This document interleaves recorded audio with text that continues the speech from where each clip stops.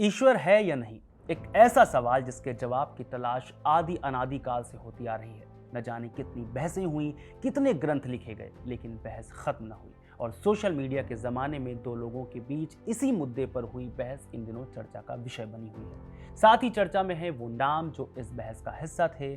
जाने माने गीतकार जावेद अख्तर को तो आप जानते ही हैं, लेकिन उनके साथ बहस में शामिल मुफ्ती शमाइल नदवी के नाम की चर्चा चारों तरफ है। अगर आपने बहस देखी है तो आप समझ गए होंगे कि ये कोई आम मौलाना नहीं है।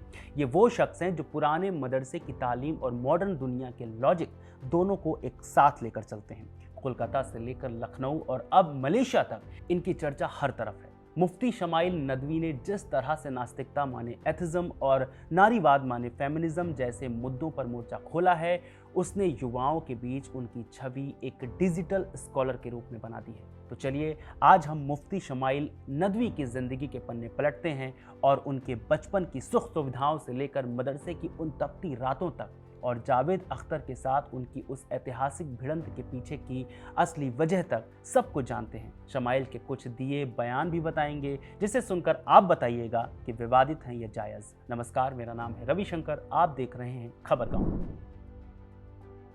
मुफ्ती शमाइल अहमद अब्दुल्ला नदवी भारत के एक युवा और उभरते हुए इस्लामिक स्कॉलर, राइटर और टीचर हैं। वो मुख्य रूप से कोलकाता से ताल्लुक़ रखते हैं और मौजूदा वक्त में अंतर्राष्ट्रीय इस्लामिक यूनिवर्सिटी मलेशिया से पीएचडी कर रहे हैं। कहा जाता है कि शमाइल का व्यक्तित्व काफ़ी शांत और एकेडमिक है, माने वो किसी भी बात का जवाब बहुत शांत और तथ्यों के साथ देने में विश्वास रखते हैं, जिसका मुजाहिरा हमने जावेद अख्तर के साथ उनकी डिबेट में देखा।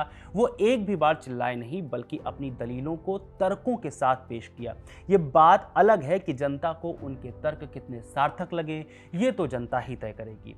मुफ्ती शमाइल नदवी सिर्फ एक धार्मिक उपदेशक ही नहीं हैं, बल्कि वे मरकज़ अल वाहियान नाम के एक ऑनलाइन संस्थान के संस्थापक और प्रिंसिपल भी हैं, जो दुनिया भर के छात्रों को इस्लामिक शिक्षा देता है। मरकज़ अल वाहियान नाम से दिसंबर 2020 में एक यूट्यूब चैनल भी बनाया गया था। इस पेज ने सिर्फ 3 लोगों को फॉलो कर रखा है, जिसमें से एक खुद इसके फाउंडर मुफ्ती शमाइल नदवी हैं, जबकि बिग मरकज़ यानी बेसिक इस्लामिक कोर्स और अरेबिक लर्निंग 7 यानी मुफ्ती शमाइल कोर्सेज भी है। इन सारे पेजों के जरिए दुनिया भर के बच्चों को इस्लामिक शिक्षा और इस्लाम के फ़ायदे बताए जाते हैं। इसके अलावा शमाइल वाहियान फाउंडेशन के संस्थापक और चेयरमैन भी हैं। वाहियान फाउंडेशन कोलकाता में स्थित एक इस्लामिक चैरिटेबल ट्रस्ट है, जिसका दावा है कि यहाँ सामाजिक कल्याण के काम किए जाते हैं, साथ ही शरिया के बारे में पढ़ाया जाता है। विशेष रूप से यहाँ अरबी भाषा और इस्लाम की शिक्षा दी जाती है। ये तो वो चीज़ें हैं जिनसे शमाइल जुड़े हैं और जिसके लिए काम करते हैं।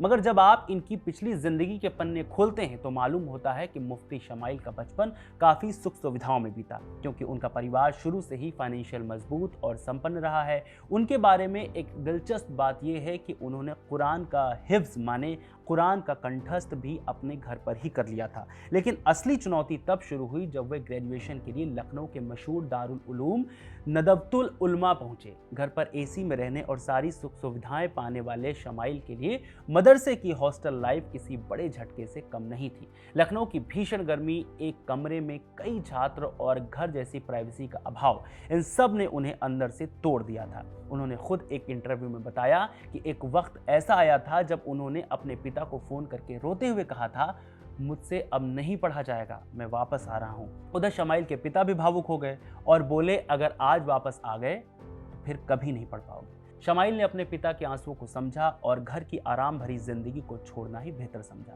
उन्होंने लखनऊ के नदवा कॉलेज से ग्रेजुएशन किया, फिर तफसीर और उलूमुल कुरान में स्पेशलाइजेशन हासिल की और आखिरकार तदरीब अलल इफ्ता का कोर्स पूरा किया। आपको बता दें कि तदरीब अलल इफ्ता का कोर्स मुफ्ती बनने के लिए किया जाता है। इसी की डिग्री लेने के बाद शमाइल के नाम से पहले मुफ्ती जोड़ा गया।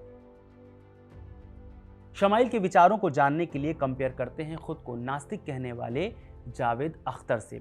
ये कंपैरिजन हम सिर्फ इसलिए कर रहे हैं क्योंकि हिंदुस्तान में जावेद अख्तर को सुनने वालों की संख्या बहुत बड़ी है, तो इनके साथ शमाइल के विचार ज़्यादा साफ नजर आएंगे। जैसे मुफ्ती शमाइल का मानना है कि जावेद अख्तर अपनी शोहरत का इस्तेमाल इस्लाम के खिलाफ बोलने और मुसलमानों के अकीदे माने विश्वास में शक पैदा करने के लिए करते हैं। जावेद अख्तर के बारे में मुफ्ती के इस विचार पर काफ़ी विवाद है।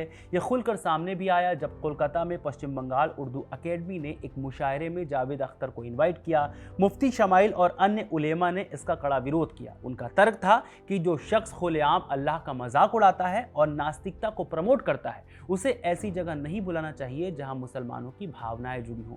मुफ्ती शमाइल ने उन्हें खुदा का बागी तक कह दिया और उन्हें एक खुली चुनौती दी थी कि वे बंद कमरे में बात करने की बजाय एक सार्वजनिक मंच पर क्या ईश्वर का अस्तित्व है, इस विषय पर बहस करें।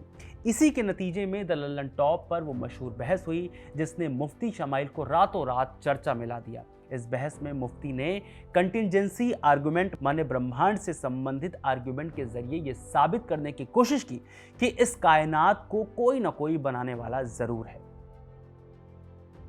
नास्तिकता और आधुनिकता। उनका मुख्य काम युवाओं के मन से नास्तिकता के भ्रम को दूर करना है। शमाइल का मानना है कि साइंस खुदा के होने या ना होने को साबित करने का सही औजार नहीं है, क्योंकि साइंस का ताल्लुक फिजिकल दुनिया से है जबकि खुदा एक मेटाफिजिकल रियलिटी है। वे तर्क देते हैं कि जैसे मेटल डिटेक्टर से प्लास्टिक नहीं ढूंढा जा सकता, वैसे ही साइंटिफिक टूल से ईश्वर को नहीं खोजा जा सकता। नारीवाद यानी फेमिनिज्म। मुफ्ती शमाइल नारीवाद को पश्चिमी साम्राज्यवाद का एक टूल मानते हैं। उनके मुताबिक फेमिनिज्म का मकसद औरतों को सशक्त बनाना नहीं बल्कि फैमिली सिस्टम को तोड़कर उसे स्टेट सेंट्रिक बनाना है। वे जेंडर इक्वेलिटी के बजाय जेंडर जस्टिस की बात करते हैं। शमाइल मानते हैं कि अल्लाह ने मर्द और औरत की शारीरिक और मानसिक बनावट अलग रखी है, इसलिए उनकी जिम्मेदारियां भी अलग हैं। वे मेरा जिस्म मेरी मर्जी जैसे नारों को गुमराह करने वाला बताते हैं और कहते हैं कि इस्लाम ने औरतों को 1400 साल पहले ही वो हक दे दिए थे जिनके लिए पश्चिम आज लड़ रहा है। अंतर धार्मिक विवाद यानी inter religion marriage. Smile inter religion marriage के बारे में भी बात करते हैं, मगर सिर्फ एक तरफा बात करते हैं। वो उन मुसलमान लड़कियों की बात करते हैं जो अपने धर्म से बाहर शादी करती हैं। शमाइल इसे टेम्परेरी प्यार कहते हैं, साथ ही कहते हैं कि अल्लाह का असली प्यार छोड़कर आप उधर कैसे जा सकती हैं। अभी भी तौबा का दरवाज़ा खुला हुआ है, आप लौट आइए। ट्रांसजेंडरिज्म और जेंडर आइडेंटिटी। मुफ्ती ने फेमिनिज्म और ट्रांसजेंडरिज्म की कड़ी आलोचना की है। उनका मानना है कि जेंडर कोई सोशल कंस्ट्रक्ट नहीं है जिसे इंसान जब चाहे बदल ले, बल्कि ये एक बायोलॉजिकल रियलिटी है। वे इसे प्रकृति के खिलाफ जाने वाला कदम मानते हैं। इस्लाम और विरासत। मुफ्ती उन सवालों को खारिज करते हैं जो मुस्लिम महिलाओं को कम विरासत देने की बात करता है। उन्होंने समझाया कि विरासत लिंग के आधार पर नहीं बल्कि जिम्मेदारियों के आधार पर तय होती है। चूंकि मर्द पर परिवार का पूरा आर्थिक बोझ होता है, इसलिए उसे कुछ मामलों में आर्थिक हिस्सा मिलता है, जबकि औरत का हिस्सा पूरी तरह से उसका अपना होता है जिसे उसे किसी पर खर्च नहीं करना पड़ता। अपनी इस तरह की बातों के कारण ही शमाइल आज मुस्लिम युवाओं के लिए एक रोल मॉडल की तरह उभर रहे हैं। पुराने दौर के उलेमाओं के उलट वो सोशल मीडिया का बखूबी इस्तेमाल करते हैं। इंस्टाग्राम पर उनके 3.5 लाख से ज़्यादा फॉलोअर्स हैं और यूट्यूब पर उनके लेक्चर्स लाखों में देखे जाते हैं। अब क्योंकि शमाइल बड़े स्कॉलर हैं, वो भी एक धर्म से जुड़े हुए, तो ऐसा हो नहीं सकता कि उनसे कोई विवाद न जुड़ा हो। जैसे जब कोलकाता में जावेद अख्तर के कार्यक्रम का विरोध हुआ तो मीडिया की खबरें उड़ी कि मुफ्ती शमाइल की वाहियान फाउंडेशन ने जावेद अख्तर को धमकियां दी। हालांकि मुफ्ती ने एक प्रेस रिलीज जारी कर इन आरोपों को सिरे से खारिज कर दिया। उन्होंने साफ कहा कि उनका विरोध केवल एकेडमिक है और वे किसी भी तरह की हिंसा या धमकी के खिलाफ हैं। इसके अलावा फेमिनिस्ट और लिबरल आइडियोलॉजी में विश्वास करने वाले लोग आम जीवन शैली पर उनके विचारों के कारण उन्हें रूढ़िवादी या पिछड़ी सोच वाला कहकर उनकी आलोचना भी करते हैं। सोशल मीडिया पर अक्सर उनके और एथिस्ट समूहों के बीच जुबानी जंग भी चलती है। मौजूदा वक्त में वो अपनी कंटिजेंसी दलील के लिए बहुत चर्चा में हैं। उन्होंने जावेद अख्तर से पूछा था कि अगर आप एक वीरान टापू पर एक गुलाबी गेंद देखें तो क्या आप मानेंगे कि वो खुद ब खुद बन गई? नहीं, आप मानेंगे कि किसी ने उसे बनाया है। तो फिर इतना विशाल ब्रह्मांड खुद ब खुद कैसे बन सकता है? इसके अलावा गजा में बच्चे क्यों मर रहे हैं अगर ईश्वर दयालु है, जैसे कठिन सवाल पर उनके जवाब ने काफी ध्यान खींचा। उन्होंने तर्क दिया कि ये दुनिया एक इम्तिहान है और इंसानों को फ्री विल माने स्वतंत्र इच्छा शक्ति दी गई है। बुराई का अस्तित्व होना ही ये साबित करता है कि एक दिन इंसाफ होगा और ईश्वर ने इसे मनुष्यों के इम्तिहान के लिए रखा है। इस वीडियो में आपने शमाइल के विचारों को जाना, चाहे वो महिलाओं के लिए हो, ट्रांसजेंडर्स के लिए हो या फिर साइंस के लिए। आप शमाइल की बातों से कितना इत्तेफाक रखते हैं, हमें कमेंट बॉक्स में ज़रूर बताएं। बहुत शुक्रिया।